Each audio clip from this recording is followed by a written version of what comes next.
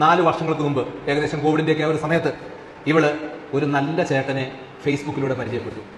ആ ബന്ധം വളർന്ന് ഇൻസ്റ്റയിലേക്ക് എത്തി. ഹൃദയങ്ങൾ പരസ്പരം കൈമാറി. അതിൻ്റെ ഇടയ്ക്ക് ബട്ടൺ എടുത്ത ഫോട്ടോസും കൈമാറി. സിമ്പിൾ. ഓക്കെ, അങ്ങനെ ബട്ടൺ എടുത്ത കംപ്ലീറ്റ് ഫോട്ടോസൊക്കെ കൈമാറിയതിനു ശേഷം ഈ ചേട്ടന് കഴിഞ്ഞിടയ്ക്കൊന്ന് കാണണമെന്ന് ആഗ്രഹം ഉണ്ടായി. തൃശ്ശൂർ വെച്ചാണ് കാണേണ്ടത്.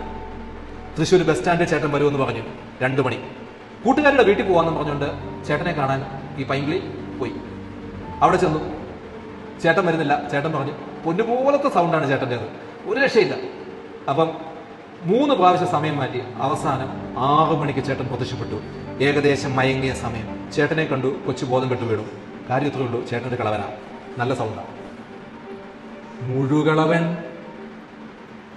65 വയസ്സിന് മുകളിലുണ്ട്. സത്യമാണ്. ഇവക്ക് വട്ടായെന്നല്ല, ഇയാൾ കയറി പിടിക്കാൻ തുടങ്ങി. പറഞ്ഞു, മോളെ നിന്റെ മറ്റേ ഫോട്ടോ ഇല്ലേ, താഴത്തേതും മുകളിലത്തേതും, അതെൻ്റെ കയ്യിലുണ്ട്. ഇവിടെ ശാന്തയായി. പോലീസ് കണ്ടു. എന്താണെന്ന് ചോദിച്ചു. ഒന്നുമില്ല, ഈ കൊച്ചിനൊരു തലകറക്കം.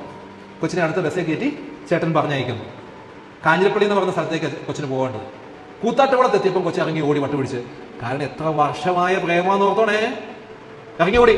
നാട്ടുകാർ പുറകെ, ബസ്സും കണ്ടക്ടറും ഒക്കെ പുറകെ പിടിച്ച് ഹോസ്പിറ്റലാക്കി. ഇപ്പം എൻ്റെ കൗൺസിലിംഗ് മരുന്ന് റെഡിയാണ്.